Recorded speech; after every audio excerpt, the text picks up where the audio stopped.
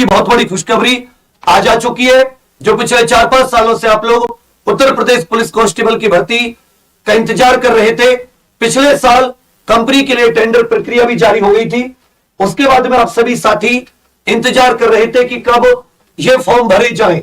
तो आज की सारे अखबारों में खबर है कि आप लोगों की नव वर्ष पर 35,757, पहले सब लोग 26,000 के करीब पद सोच के चल रहे थे, लेकिन आपके लिए जो पद आएंगे वो 35,757 होंगे। भर्ती प्रक्रिया 1 से 1.5 महीने, मतलब 14 से 15 जनवरी के बीच में आपके फॉर्म भरने शुरू हो जाएंगे। मैं फिर से बता रहा हूं, जब फॉर्म भरने यूपी पुलिस के शुरू होते हैं उसके कई दिन पहले एक नोटिस आ जाता है कि इस दिन से फॉर्म भरने शुरू होंगे। तो आप लोग कतई भी परेशान ना हो। और आपके दिमाग में ये भी आ रहा होगा कि यार जीडी भी है, अब यूपी भी है, कैसे मैनेज करेंगे, सारी जानकारी मैं बताऊंगा। साथ में एसआई के भी फॉर्म की बात है 3,000 पद की, लेकिन मैं इस समय एसआई में ये बताना चाहूंगा कि जो 3,000 पद है ये पहले कंपनी तय की जाएगी। कांस्टेबल की कंपनी का टेंडर पिछले साल ही निकल चुका था, कंपनी की प्रक्रिया फाइनल स्टेज में इसकी होनी है, तो इस समय भी टाइम लगेगा। लेकिन ये आपकी जो कांस्टेबल की भर्ती है ये लगभग आप ऐसे समझिए 32,000 सिविल पुलिस और बाकी जो पद होंगे इसमें फायरमैन इत्यादि के होंगे। जनवरी 2023 में ऑनलाइन आवेदन, और कई जगह ये भी लिखा हुआ था कि 1 से 1.5 महीने मतलब दिसंबर और 15 दिन और, तो जनवरी के बीच में 15 दिसंबर के आसपास आपके पास नोटिस आ जाएगा, इस दिन से फॉर्म भरे जाएंगे। अब मैं आप लोगों को क्या प्रक्रिया होती है, कैसे होती है, वो सारी चीजें इसकी मैं आपको समझा देता हूं, ध्यान से समझिए। इसके जो फॉर्म आएंगे वो मिड जनवरी में आएंगे, इसके जो फॉर्म आएंगे वो मिड जन में आएंगे। एक एक चीज सुन ले, मैं पूरा लेके आया हूं। मिड जनवरी 2023 में जो इसकी भर्ती होगी, जो परीक्षा होगी वो अप्रैल से मई। 12वीं पास चाहिए, फॉर्म की अंतिम तिथि को आप 12वीं पास, लगभग 23,000 से शुरू होकर 30,000 रुपए तक इसकी क्या होती है, सैलरी होती है। तो 12वीं पास चाहिए, पहली बात आप समझ लें। फॉर्म जनवरी के मध्य 2023, अप्रैल मई में इसका एग्जाम है। अब सबसे पहले आयु की बात कर लेते हैं कि इसके लिए आयु क्या चाहिए। तो याद रखिएगा, ये हम 2018 की भर्ती के अनुसार देख रहे हैं, तो जिस वर्ष भर्ती होती है उसकी 1 जुलाई को, जैसे 2022 में हो रही है, तो ये देखने वाली बात होगी कि 1 जुलाई को लेते हैं या 2021 को लेते हैं। भर्ती 2022 के, तो 2022 को लेना चाहिए। 18 से 22 वर्ष किसके लिए, पुरुष के लिए। 18 से 22 वर्ष, इसमें मत जाना, 18 से 22 ये पुरुष के लिए। हालांकि इस बार उम्मीद है कि 2 से 3 साल की छूट मिले, क्योंकि केंद्र सरकार भी दे रही है, नहीं तो पूरी कोशिश की जाएगी आपको छूट दिलाने की उम्र में। और महिलाओं के लिए 18 से 25 वर्ष, महिलाओं के लिए, फीमेल के लिए 18 से 25 वर्ष, और जो पुरुष होते हैं मेल, उनके लिए 18 से 22 वर्ष ये आयु होती है। इसकी जो डेट होती है वो 1 जुलाई, जिस साल भी भर्ती आती है उस साल। पुरुष अभ्यर्थी के लिए अपनी हाइट देख लीजिए, जो लड़के हैं, पुरुष हैं, एससी हो या ओबीसी हो या सामान्य वर्ग के, 168 सेंटीमीटर। केवल अनुसूचित जनजाति एसटी वर्ग के पुरुष को छूट होती है 160।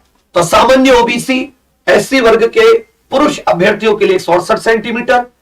इसी प्रकार जो पुरुष अभ्यर्थी होते हैं उनके लिए 79 सेंटीमीटर बिना फुलाव, सीना और 5 सेंटीमीटर का कम से कम फुलाव यह भी चाहिए होता है।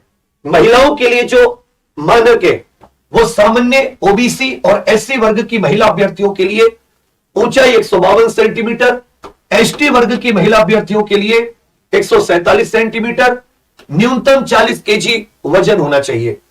उसके बाद में इसकी जो परीक्षा होती है कुछ ऐसा है कि सबसे पहले इसकी एक ऑफलाइन परीक्षा होती है, एक परीक्षा होती है इसकी ऑफलाइन। एक एक चीज समझ लीजिएगा पूरी। ऑफलाइन परीक्षा होती है, 150 प्रश्न आते, हर एक प्रश्न 2 नंबर का होता है, हर एक क्वेश्चन 2 नंबर का होता है। 2 घंटे का ऑफलाइन पेपर होता है, 2 घंटे का समय। 0.5 मार्क्स इसके क्या हो जाते हैं साथी, आपके नेगेटिव होते हैं। क्या होते हैं, नेगेटिव होते हैं। चलिए, पहले ऑफलाइन परीक्षा हो गई, पहला चरण। दूसरा चरण, उसके बाद में आपकी नाप तोल होती है, हाइट वगैरह, डॉक्यूमेंट आदि देखे जाते हैं। और उसके बाद में अगर आप डॉक्यूमेंट और नाप तोल में ठीक है, तब आपकी दौड़ होती है, फिजिकल एफिशिएंसी जिसको बोलते हैं। दौड़ जो पुरुष अभ्यर्थी है वो 25 मिनट में 4800 मीटर, मतलब 8 किलोमीटर 25 मिनट में। पुरुष अभ्यर्थी, जो महिला अभ्यर्थी है वो 2400 मीटर मतलब 2.4 किलोमीटर मात्र 14 मिनट में। तो 14 मिनट में पुरुष महिला अभ्यर्थियों के लिए 2400 मीटर है, 4800 मीटर 25 मिनट में पुरुष अभ्यर्थियों के लिए दौड़ है। 2 कट ऑफ लगती है, एक आपके डॉक्यूमेंट वेरिफिकेशन के लिए जब आपको नापतोल के लिए बुलाया जाता है, और एक दौड़ के बाद में फाइनल मेडिकल। इसमें रिजर्व सीट नहीं होती, या इसमें ऐसा नहीं होता कि मेडिकल में मान लेते हो बहुत सारे लोग बाहर निकल गए तो उतनी खाली रह जाती है, मेडिकल से पहले लगती है।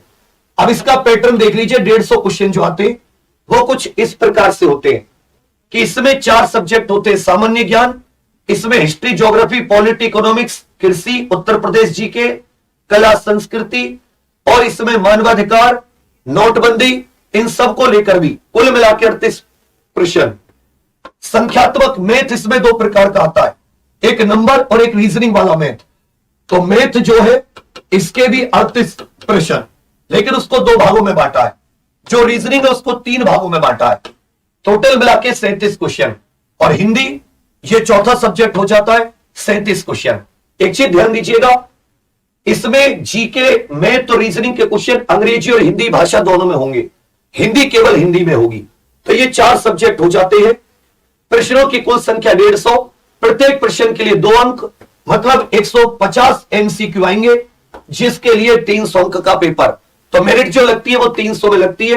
नेगेटिव मार्किंग, प्रत्येक गलत उत्तर के लिए 0.5 अंक आपका काटा जाएगा। आगे आ जाते हैं।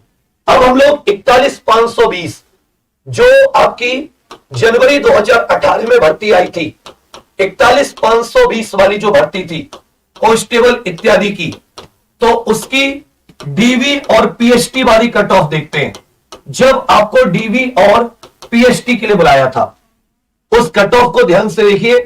300 में से कट ऑफ क्या थी? DV PHT. यह कुछ इस प्रकार से है